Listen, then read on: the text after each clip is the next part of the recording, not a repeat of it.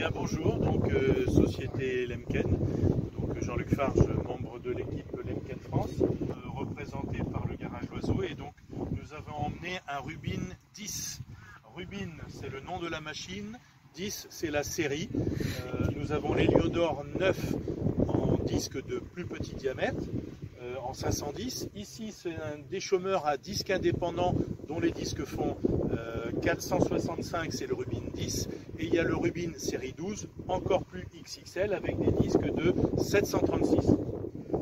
La conception est toute simple, on a des disques indépendants, comme on vient de le dire, qui sont montés avec une sécurité non-stop mécanique, très tendue. On a une pression en permanence via ce ressort.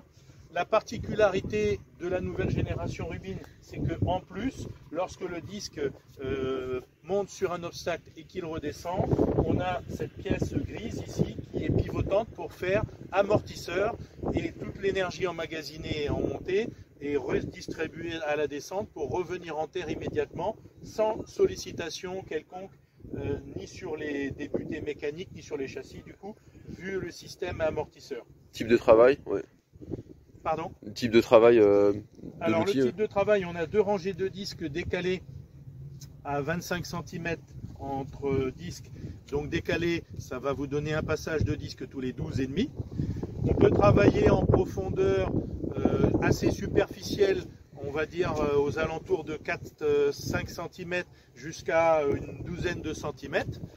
Plus on a un disque petit, comme l'Héliodor, meilleur il sera sur du très superficiel. Celui-ci, c'est dans mon jargon le déchômeur à disque indépendant couteau suisse. C'est-à-dire que celui-là, on peut faire du moyennement superficiel, pas top superficiel, mais moyennement quand même, à du assez profond. Il est capable de tout faire.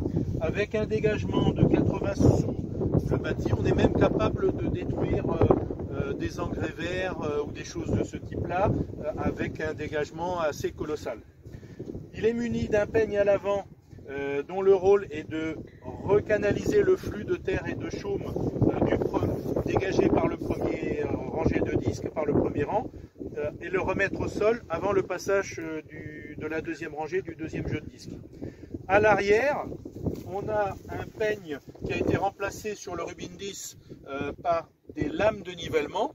Le propre, c'est de les conserver bien sûr en hauteur, et ils font la même chose que les peignes en des travails assez superficiels. Par contre, dès qu'on va descendre à une profondeur assez importante, les peignes, on les fera travailler au sol pour qu'ils aient un rôle mécanique de renivellement important. Donc les disques avant ouvrent le terrain, balayent en envoyant le flux de terre dans le peigne. Les disques arrière complètent le boulot, et les lames de nivellement, donc comme leur nom l'indique, vont faire la finition.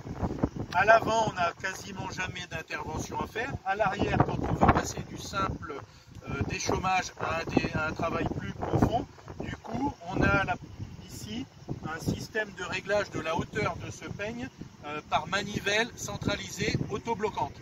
Alors Sébastien, mon collègue, Sébastien du secteur Voyer, nous fait voir qu'à chaque fois qu'on monte ou qu'on descend le peigne via la manivelle d'un cran, il s'autobloque.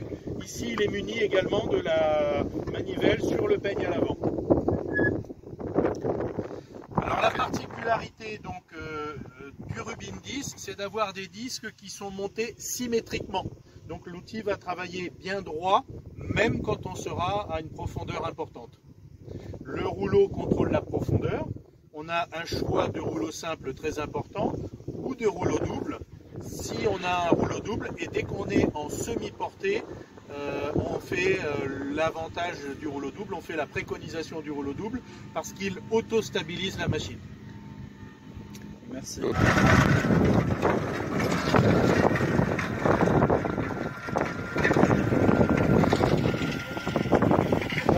attaque à 17 cm de profondeur.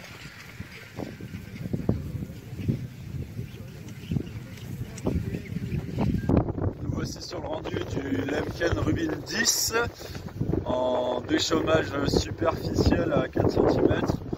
Donc on peut voir que cet outil n'a pas vocation à vraiment tout scalper, étant donné qu'on retrouve encore des pieds de luzerne. Il y en a quelques-uns, notamment de chardon, qui ont été arrachés, mais il y en a quelques-uns qui subsistent. En revanche, sur un terrain assez aplani, qui n'est pas du tout bosselé et qui a eu un bon effet de déchômage. Donc cet outil est plutôt polyvalent, plutôt à destination de déchômage que de scalpage.